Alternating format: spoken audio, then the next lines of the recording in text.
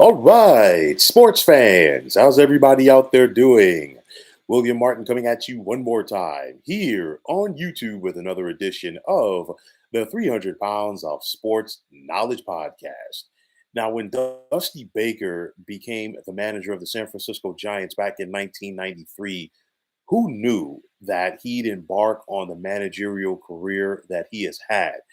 Baker's Major League Baseball career spans over 7 decades as both a player and a manager, which included him being in the on deck circle when Hank Aaron hit his historic home run, the 715th homer to pass Babe Ruth for MLB's all time mark back in 1974. And then also as a player, we also saw Baker help the Los Angeles Dodgers win the World Series back in 1981. But overall, as a manager, winning and Baker, they seem to go hand in hand as he led the Giants, Chicago Cubs, Cincinnati Reds, and Washington Nationals all to the postseason. However, after the 2017 season, when Baker was not retained by the Nationals, it appeared that his managerial career was over. But after the sign stealing scandal that rocked the Houston Astros organization, which included a firing of former manager AJ Hinch, this franchise needed some stability at the managerial position. And who better for them to call on than Baker? Baker took over as the manager of the Astros in 2020. And even though the Houston finished that regular season with a losing record, they were still able to reach the playoffs in that shortened 60 game MLB season. And when it was all said and done, they were one win away from reaching the World Series. Now, last year, Baker led the Astros to their fifth American League West title in the last 6 years, which was highlighted by them getting back to the World Series. But, Baker and the Astros, they would fall short in the Fall Classic as they lost to the Atlanta Braves. But he showed that he could still get it done managerial wise at a very high level. And, we've seen the Astros lose some of their key players in recent years in free agency, the likes of Carlos Correa and George Springer, just to name a few. But the bottom line is, you know what? They're still going out there and they're still winning. And the bottom line is this team is still currently the team to beat in the American League West. Now, the Astros came into play today riding an 11 game win streak. They're up on the Los Angeles Angels by a half game in the AL West. And you think about what they've done recently. They swept the Seattle Mariners, they swept the Minnesota Twins, and of course, the Twins are leading the American League Central. And they're trying to set the pace in the AL West. You look at the contributions that they're getting from the likes of Jordan Alvarez, who was an MVP candidate early on this season, 11 homers with 21 runs batted in for the former AL Rookie of the Year. And speaking of Rookie of the Year, you have rookie shortstop Jeremy Pena, who is getting it done with his glove, but also he's batting 276 with 6 homers and 20 runs batted in.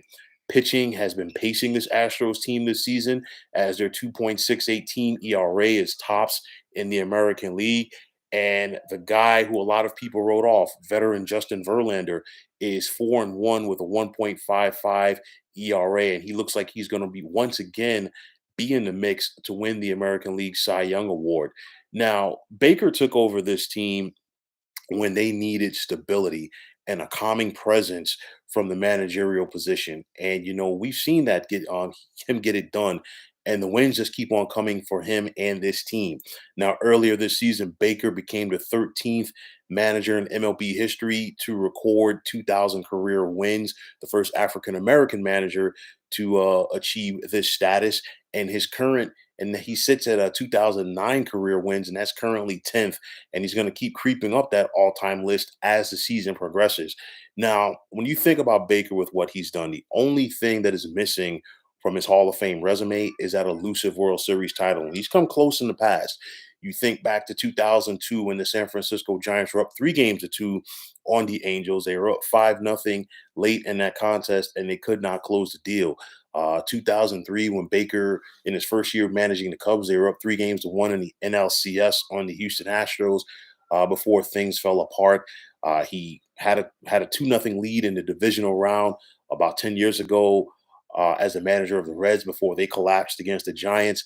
And getting there multiple times with the Nationals, so close last year with the Houston Astros, and maybe one day, maybe that time that Dusty Baker breaks through could be this year. You don't know. We'll have to wait and see.